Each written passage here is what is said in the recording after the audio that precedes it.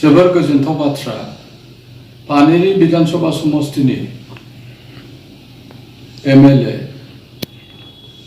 मुश्री बिश्वजित दैमारी आरो बारगाव राज्यसभानि एमपि बिथांखौ दिनैनिफ्राय आसाम विधानसभानि स्पिकार एबा बुंथिगिरि हिसाबै सायख'नाय जाबाय आरो बे खौरांखौ मोननानै जों जोबोर गोजोननाय मोनदों।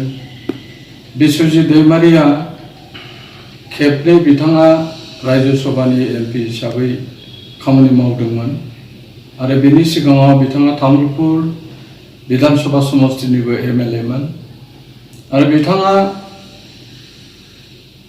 गावनि रोंगौथिजों बिथाङा सेंग्रा समनिफ्रायनो दुलाराय बर' फरायसा आफादनि मिरु आफादाव खामानि मावदोंमोन आरो बोखावजायै कामरुप जिल्लानि दुलाराय बर' फरायसा आफादावबो बिथाङा बिबान लानानै गोख्रों हाबा मावबोदोंमोन।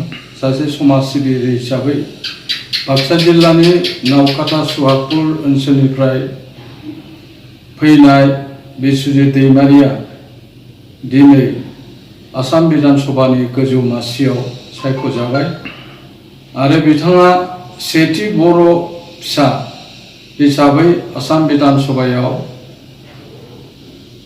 बुंथिगिरि एबा स्पिकार महरै सायख'जादों। बे जोंनि थाखाय जोबोर गोजोनथाव बाथ्रा। बिश्वजित दैमारिनि सिगां आसामाव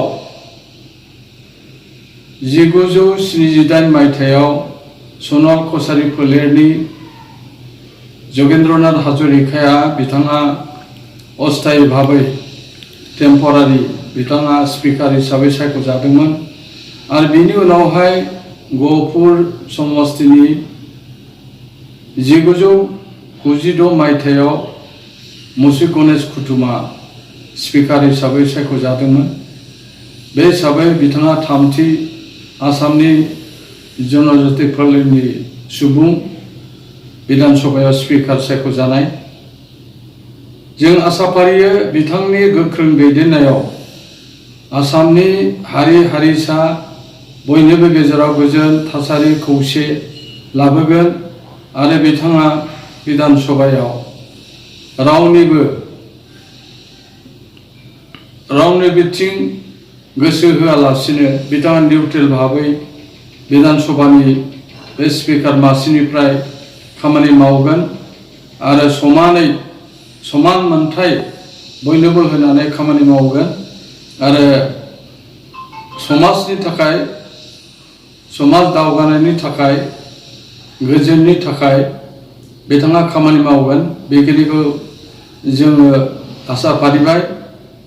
बिथांनि बे बुंथिगिरि हिसाबै सायख'जानायाव आङो बर' थुनलाइ आफाद एबा गावनि हिसाबै आङो जोबोर गोजोननाय मोनदों आरो बिथांनिसिम आंनि गोसो गोरबोनि हामलायथिखौ जासिहरबाय जाहाथे बिथाङा मोजाङैनो फैगौ समाव खामानि मावनो थाखाय आगान सुरनो हायो आरो बिथांखौ अबंलावरिया बोर सारस्रिथों जाहाथे बिथाङा मोजाङै बे बुंथिगिरिनि मासिनिफ्राय मोजाङै सामलायलांनो हायो।